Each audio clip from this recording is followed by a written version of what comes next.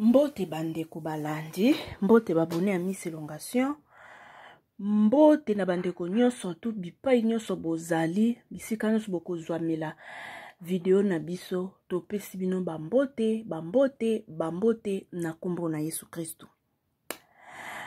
Bandeko message na nga nazo leksa na pokwa oyo nzamba lola, na kobana na prière, na kobana na losambo, comme eza prophétie oyo tata nzambe atalisi mosali na ye prophétesse. Eza makambo ya losambo, nga pe na kobanda na losambo. Parce que Dieu parle tantôt d'une manière, tantôt d'une autre. Tobona bondeli. Seigneur Jésus-Christ de Nazareth, papa na pamboli kombo na yo. Na tomboli kitia bokonzi na yo Yehoshua Amashia. Éternel Dieu des armées, Père éternel, le Dieu d'Isaac, le Dieu de Jacob, le Dieu d'Abraham. Moko takokani na yo tendre Père. Kuma masanjola na yo mosantu na Israël.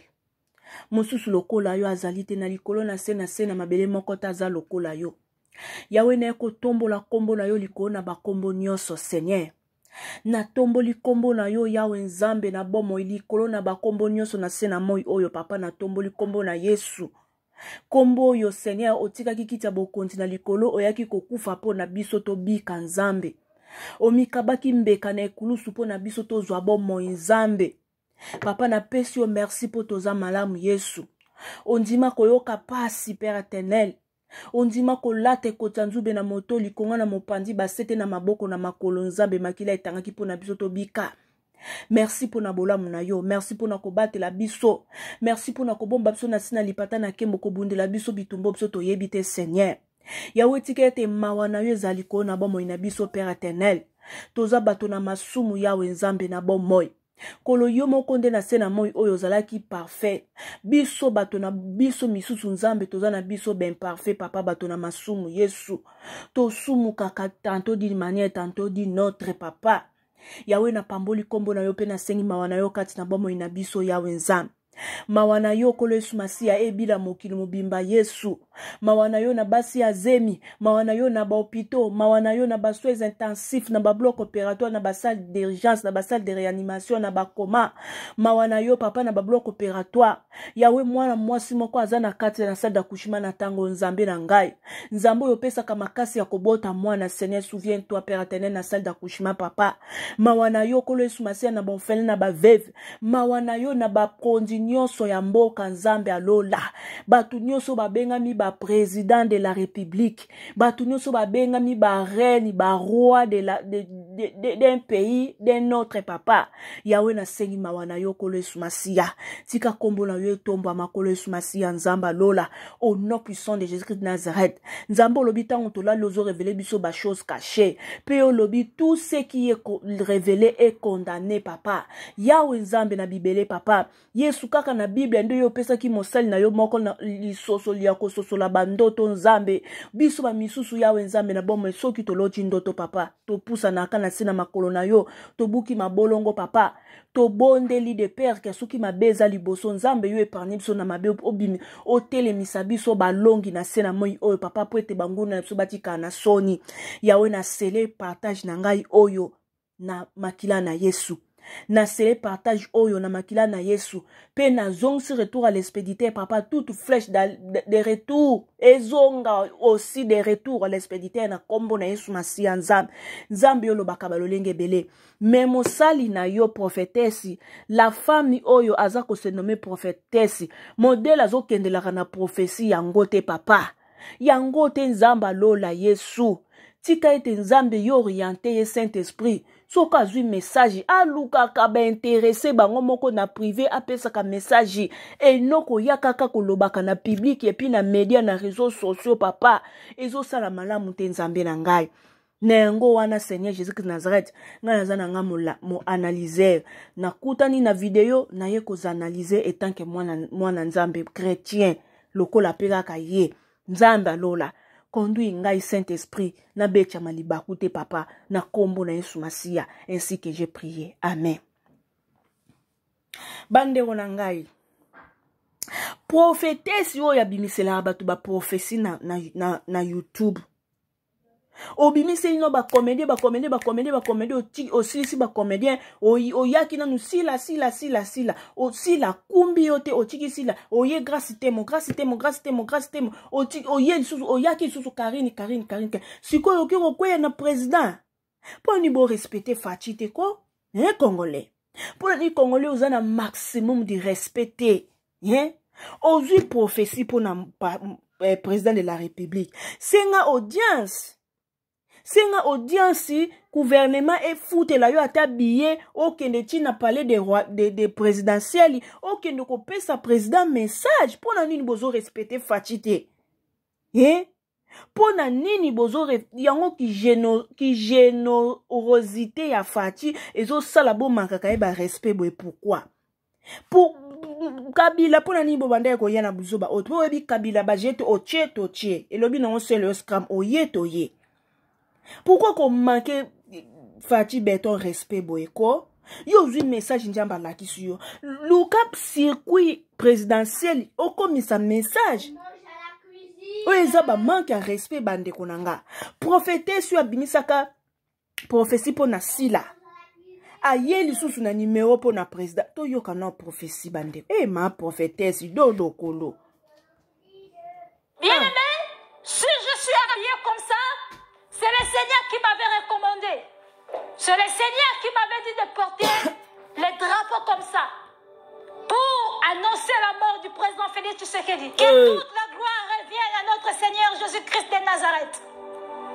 Je suis venu pour vous transmettre le message du Seigneur Jésus-Christ que j'ai reçu hier soir, le 17 octobre 2022 à 22h54.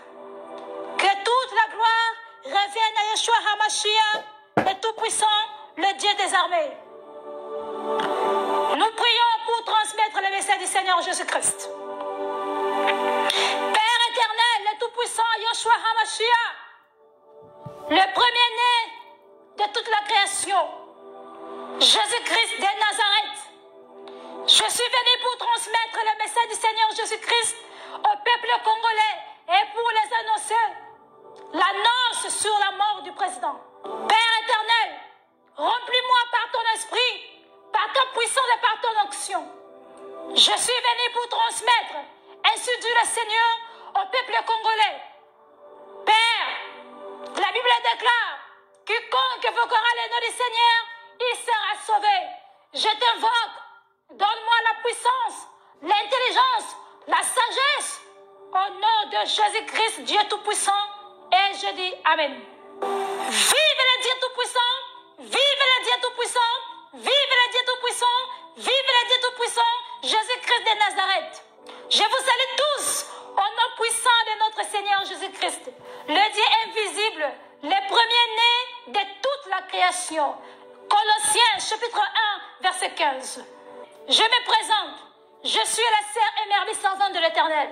Je suis appelée comme prophétesse par Jésus-Christ lui-même.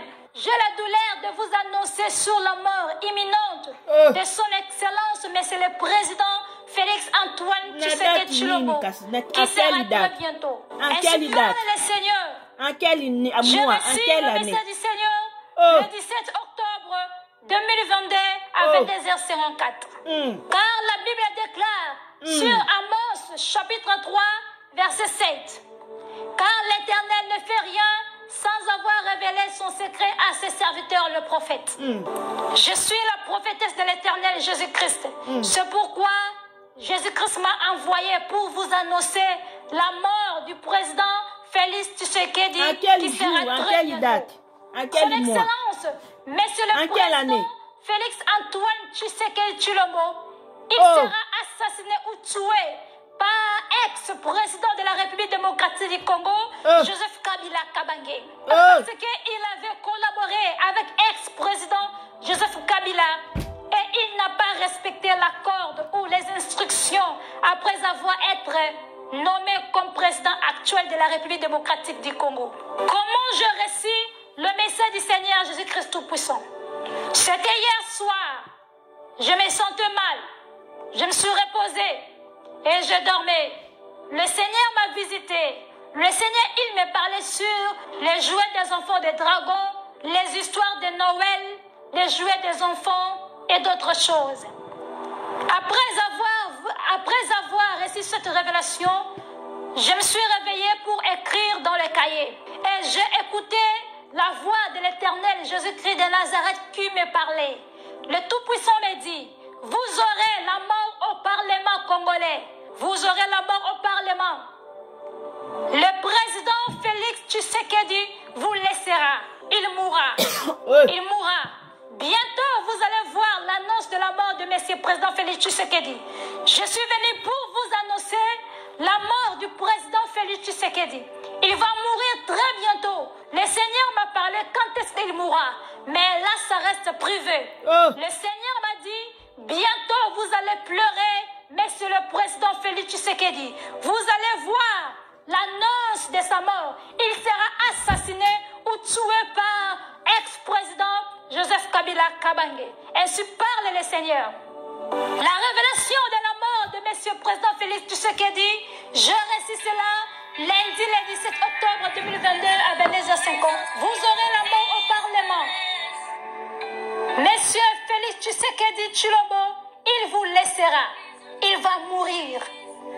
Bientôt, vous allez voir l'annonce de la mort du président Félix Tshisekedi. Il va mourir très bientôt. Le Seigneur me dit, il va mourir parce qu'il n'a pas écouté les avertissements du Seigneur à la bouche de ses serviteurs, le prophète. Car Amos chapitre 3, verset 16, la Bible déclare, le Seigneur ne fait rien sans avoir révélé son secret à ses serviteurs, le prophète.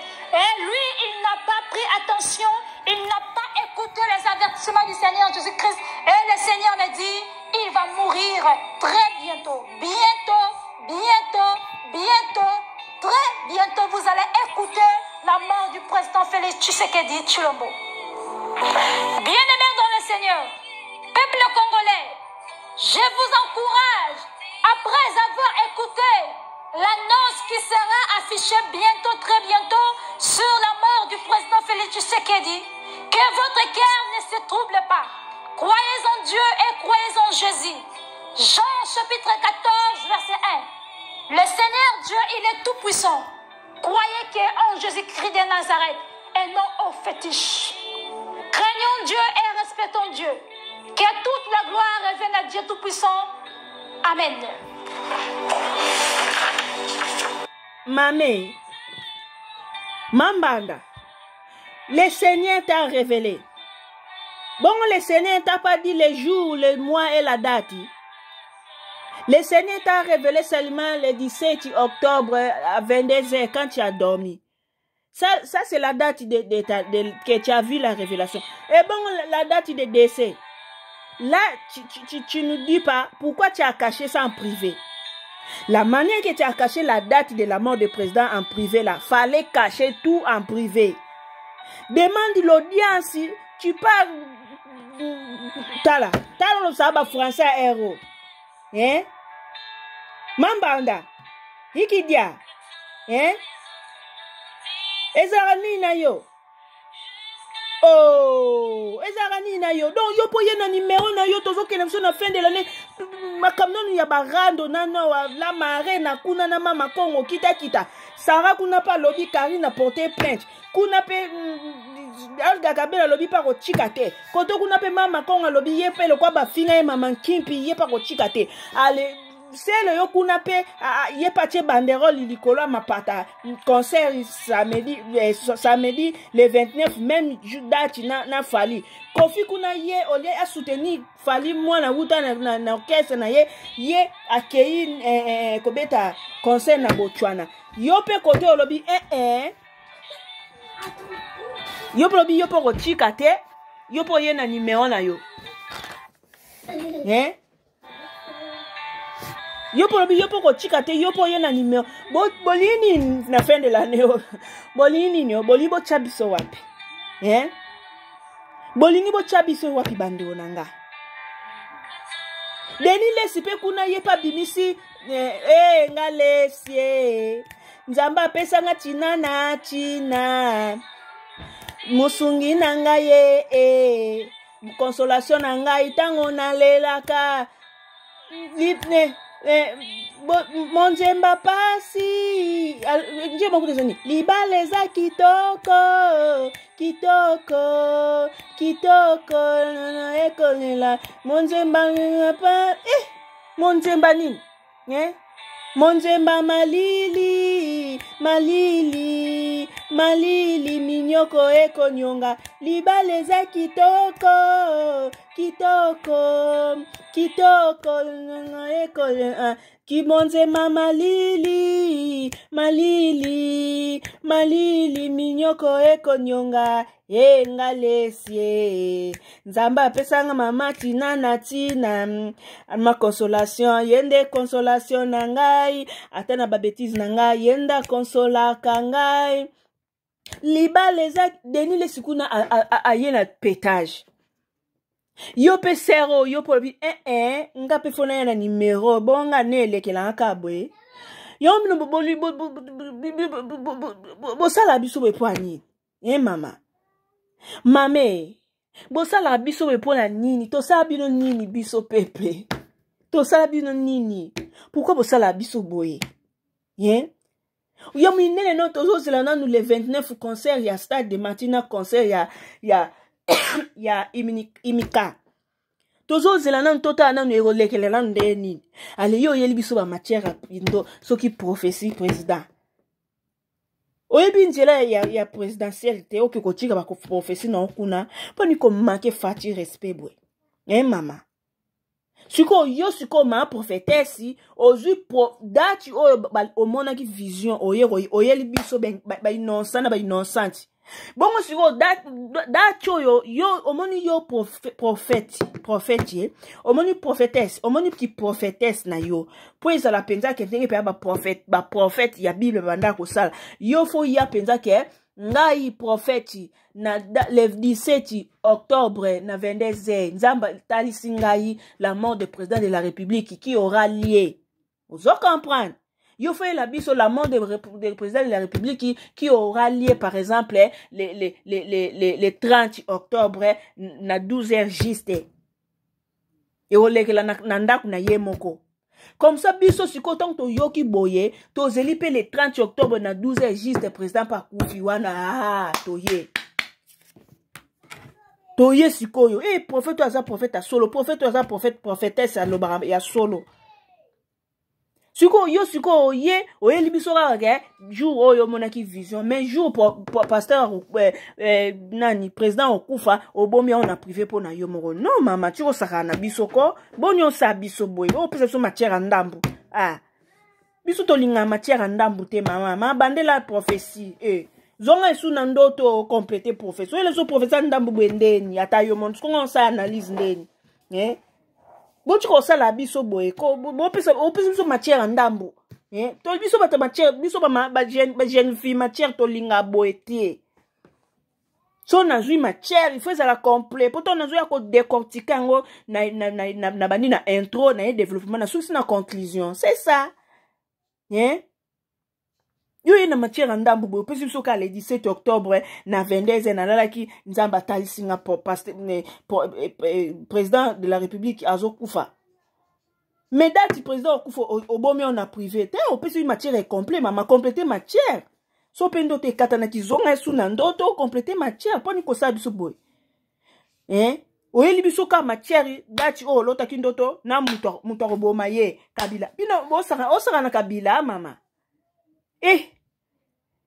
ngalesie nzamba apesanga mama tina na tina ata mutu pasi na ngai ayaka na consolation yende na ngai apesanga libale za kitoko kitoko kitoko bolingo ekotoka kimonzema malili malili malili minyoko ekonyonga malili malili malili minyoko ekonyonga libale za kitoko kitoko kitoko bolingo ekotoka kimonzema malili malili malili denile sizwanga ina chelo voix nacha moi voix féminine orchestre mama mambande ozare koloni no yo mwa mwaso ozana colonie côté appelle Longino za muluba. Bien-aimé, si je suis habillée comme ça, c'est le Seigneur qui m'avait recommandé. C'est le Seigneur qui m'avait dit de porter les drapeaux comme ça pour annoncer la mort du président Félix Tshisekedi. Que toute la gloire revienne à notre Seigneur Jésus-Christ de Nazareth. Je suis venu pour vous transmettre le message du Seigneur Jésus-Christ que j'ai reçu hier soir, le 17 octobre 2022 à 22h54. Que toute la gloire revienne à Yeshua HaMashiach, le Tout-Puissant, le Dieu des armées. Nous prions pour transmettre le message du Seigneur Jésus-Christ. Père éternel, le Tout-Puissant, Yeshua HaMashiach, le premier-né de toute la création, Jésus-Christ de Nazareth. Je suis venu pour transmettre le message du Seigneur Jésus-Christ au peuple congolais et pour les annoncer l'annonce sur la mort du président. Père éternel, remplis-moi par ton esprit, par ta puissance et par ton onction. Je suis venu pour transmettre, ainsi dit le Seigneur, au peuple congolais. Père, la Bible déclare, quiconque invoquera le nom du Seigneur, il sera sauvé. Je t'invoque, donne-moi la puissance, l'intelligence, la sagesse, au nom de Jésus-Christ, Dieu Tout-Puissant, et je dis Amen. Vive le Dieu Tout-Puissant, vive le Dieu Tout-Puissant, vive le Dieu Tout-Puissant, vive le Dieu Tout-Puissant, Jésus-Christ de Nazareth. Je vous salue tous au nom puissant de notre Seigneur Jésus-Christ, le Dieu invisible, le premier-né de toute la création. Colossiens chapitre 1, verset 15. Je me présente. Je suis la sœur émerveillée servante de l'Éternel. Je suis appelée comme prophétesse par Jésus-Christ lui-même. J'ai la douleur de vous annoncer sur la mort imminente de son Excellence, Monsieur le Président Félix Antoine Tshisekedi Tshilombo, qui sera très bientôt. Ainsi parle le Seigneur. J'ai reçu le message du Seigneur le 17 octobre 2022 à 22h54. Car la Bible déclare sur Amos chapitre 3 verset 7. Car l'Éternel ne fait rien sans avoir révélé son secret à ses serviteurs le prophète. Je suis la prophétesse de l'Éternel Jésus-Christ. C'est pourquoi Jésus-Christ m'a envoyé pour vous annoncer la mort du président Félix Tshisekedi qui sera très bientôt. Son Excellence, Monsieur le Président Félix Antoine Tshisekedi Tshilombo, il sera assassiné ou tué par ex-président de la République démocratique du Congo, Joseph Kabila Kabange. Parce qu'il avait collaboré avec ex-président Joseph Kabila et il n'a pas respecté l'accord ou les instructions après avoir été nommé comme président actuel de la République démocratique du Congo. Comment j'ai reçu le message du Seigneur Jésus-Christ Tout-Puissant? C'était hier soir. Je me sentais mal. Je me suis reposée et je dormais. Le Seigneur m'a visité. Le Seigneur, il me parlait sur les jouets des enfants des dragons, les histoires de Noël, les jouets des enfants et d'autres choses. Après avoir reçu cette révélation, je me suis réveillée pour écrire dans le cahier. Et j'ai écouté la voix de l'Éternel Jésus-Christ de Nazareth qui me parlait. Le Tout-Puissant me dit, vous aurez la mort au Parlement congolais. Vous aurez la mort au Parlement. Le président Félix Tshisekedi vous laissera. Il mourra. Il mourra. Bientôt, vous allez voir l'annonce de la mort de M. Président Félix Tshisekedi. Je suis venu pour vous annoncer la mort du président Félix Tshisekedi. Il va mourir très bientôt. Le Seigneur m'a parlé quand est-ce qu'il mourra. Mais là, ça reste privé. Le Seigneur m'a dit, bientôt vous allez pleurer, Monsieur le président Félix Tshisekedi. Vous allez voir l'annonce de sa mort. Il sera assassiné ou tué par ex-président Joseph Kabila Kabange. Ainsi parle le Seigneur. La révélation de la mort de Monsieur le président Félix Tshisekedi, je reçu cela lundi le 17 octobre 2022 à 22h50. Vous aurez la mort au Parlement. Monsieur Félix Tshisekedi Tshilombo, il vous laissera. Il va mourir. Bientôt, vous allez voir l'annonce Tshisekedi. Il va mourir très bientôt. Le Seigneur me dit, il va mourir parce qu'il n'a pas écouté les avertissements du Seigneur à la bouche de ses serviteurs, le prophète.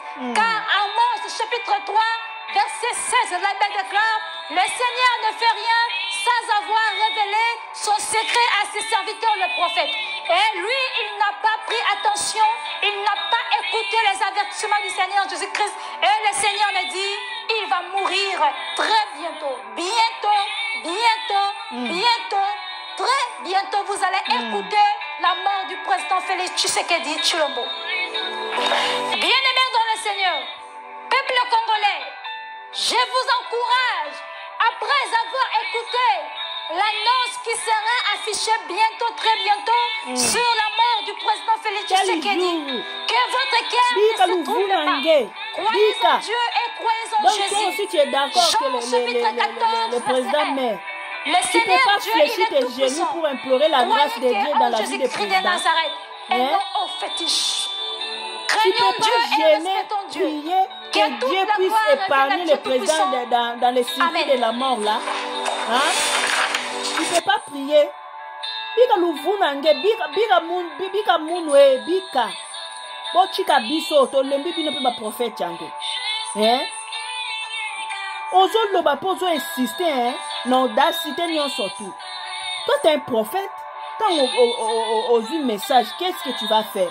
Tu ne peux pas faire des jeûnes et prières, fléchir tes genoux pour implorer la grâce de Dieu dans la vie du président. Donc toi aussi tu es d'accord que le président meurt. Hein? Oh! Non, mamoyo, mamé, ma prophète YouTubeuse. Ma prophète YouTubeuse. Yo YouTubeuse no kenda na bongo. Yo ebi ko luka na privé te. Yo fa yo kana prophète ya Pierrot ko. Bongo ya Pierrot zo mona te. Ba porto no plainte ne ba porta o msusu na alingaya na lo yenge ya Pierrot. Omana nda singa pardon te. Abosa naki. Yeah. Ah. Non, bochika ko. To boyite bandeko na nzamba lobaka. Dieu parle tantôt d'une manière, tantôt d'une autre. Mais quand nzambe wana lobi na biso toza la discerner, toza la discret. Nzamba zo na biso discrétion. Yo vu message bandeko nanga. Sengo niesi na présidentiel kuno ke kochika ba message kuno ese biso tona posa ya oyoka ngona matoi na biso. Kongo siko yo ye na ona réseaux sociaux siko likona ngoto sendeni. Pour biso siko to sana. Hein? Nzamba lola. Yesu Kristu. Na bonde liyo papa. Soki mabe moko boye Seigneur. Mabe moko boye Seigneur ezali na este na nord na l'ouest na sud po na président Fachi. Yesu yoka mawa nzambe na ngai. Nzambe olobaka balolenge ebele papa. Malo prophétie oyo mama prophétesse so alobi ezaya solo ezaya lokuta nzambe yondo yebi. Mais manière ya ko transmettre message papa. Manière ya ko transmettre message papa na ngai Yesu Kristu. Neko bondela na kombo na Yesu Masiya papa. Na nga moto na masumu Yesu. Na moto na masumu nzambe na ngai. Na koki te, na kibonga, na koki na ngate Yesu. Yondo koka na nyonso. Na bondeli yo na kombo na Yesu na buki mabolongo na nga na se Seigneur. Mawana yo liko na Fachi Beton papa. Mawana yo zamba lola na bombe ya président de la République.